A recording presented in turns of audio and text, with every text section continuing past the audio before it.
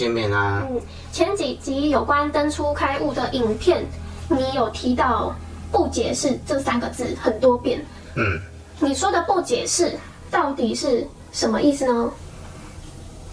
不用跟你解释了，就不解释了。你如果不跟我解释，我们就没办法拍影片了。也不用跟观众解释。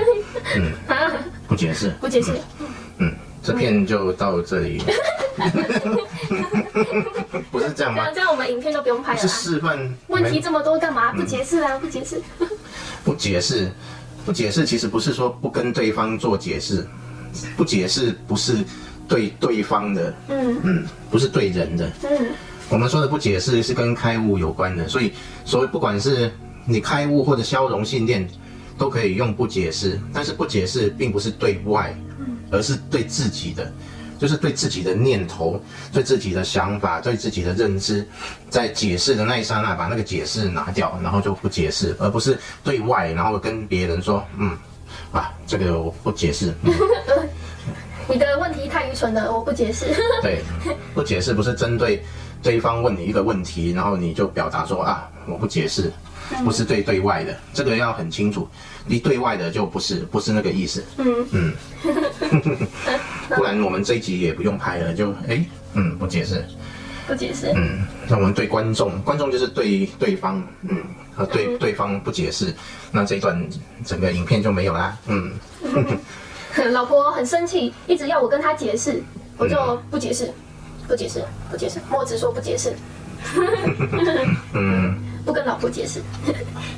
其实不解释我们听到不解释，那首先就要了解什么是我们要传达的解释。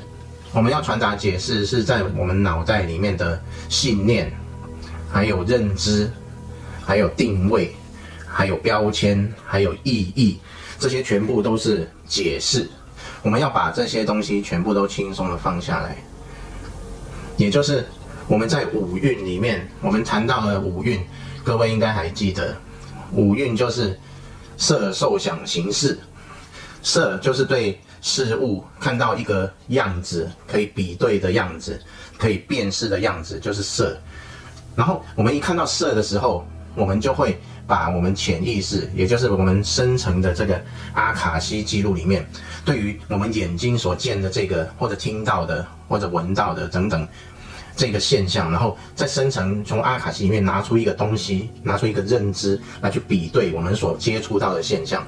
一比对之后，就有了一个答案，这个是什么？然后知道这是什么之后，就会后续的产生，不管是感受啊、想法啊等等，然后最后又会得到结论，又传回去阿卡西记录，这是一个过程。那不解释的原因，就是在我们做比对的这个之前，我们就让这个比对的这个流动能够截断。所以我们一碰到现象的时候，第一时间把那个解释放下来。那后续就不会产生所谓的感受啊、想法啊这些过程。那这样子，整个我们在人生里面故事产生的流动，这个循环就会截断。这个就是不解释。你还有话要说吗？不解释。所以不解释的意思就很简单，就是这样。那这个是针对开悟然后来做的一件事情。你说他去做也好，第一时间其实是在做的。但是当你做着做着，你已经习惯了，你很轻松的就会把那个解释脱落。一开始是有点好像做作一样，想到我已经对他解释了，那我不应该解释，那我就轻松的把那个解释放下来。这时候就进入空，第一时间就会去想到我不应该解释。当你这样习惯了之后，你就不会去想到我要去做这个不解释的动作，然后你自然而然接触现象的时候，第一时间就是放下对它的认知解释，然后就没有了。然后这时候你就回归到你自己的觉察，这个是开悟的方向。那有人问说，不解释跟发呆的差别在哪里？发呆是这样子，就是你是一个不稳定的状态。发呆有时候你觉察不是那么明显，有时候可你可能会昏昏沉沉，然后有时候会脑袋出现一些想法念头，然后你就被带着走，哇，飘来飘去的，然后又进入一种混混沌沌的状态，所以它有可能是混沌的，也有可能是被脑袋的想法拉走的，然后也可能是处在一种不知所谓的状态，这就是发呆。不解释，它是一个恒定的觉察，也就是我一直保持着觉察，但是因为我没有解释，所以我就没有觉察的东西，觉察而没觉察到什么，这个就是不解释。所以那个觉察是清清楚楚的在那里，这个就是一个最明显的跟发呆不同的地方。那个觉察是恒定的，一个保持着极高度的觉察，却没有觉察到任何的现象，这个就是不解释。我们在平常生活中，对于消融信念这件事情，我们都知道，在显化的过程当中，现在讲的是显化，各位要听清楚。我讲开悟的时候就是讲开悟，然后讲显化的时候就是讲显化。不解释可以应用在显化里面。那我现在讲的就是显化这个部分的不解释。不解释应用在显化里面的时候，怎么使用呢？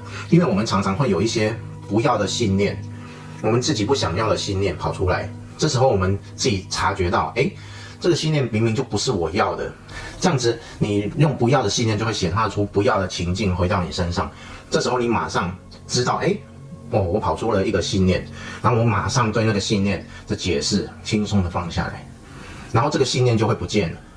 这时候还没产生刚刚五蕴所说的感受，感受是推动我们显化的一个很主要的燃料。所以当你信念一升起来，在还没产生感受、情感、情绪的时候，你就看到这个信念马上轻松的不解释，把它放下来。这时候那个信念就不见了，然后信念不见的时候，你就不会去显化出跟这个信念相关的这个现象回到你身上，这个就是应用在显化上。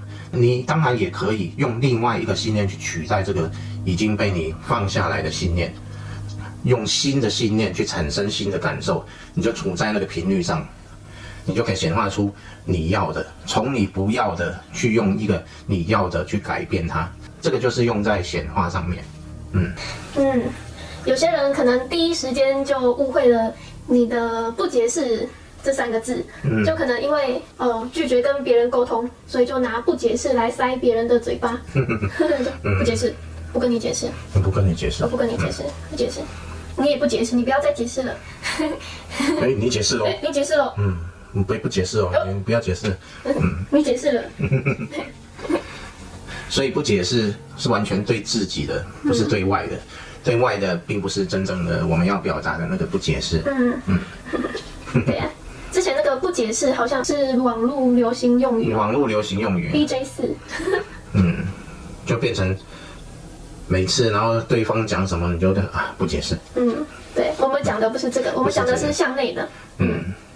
所以这样就很清楚不解释的意思。这集就到这边结束，拜拜，下次见。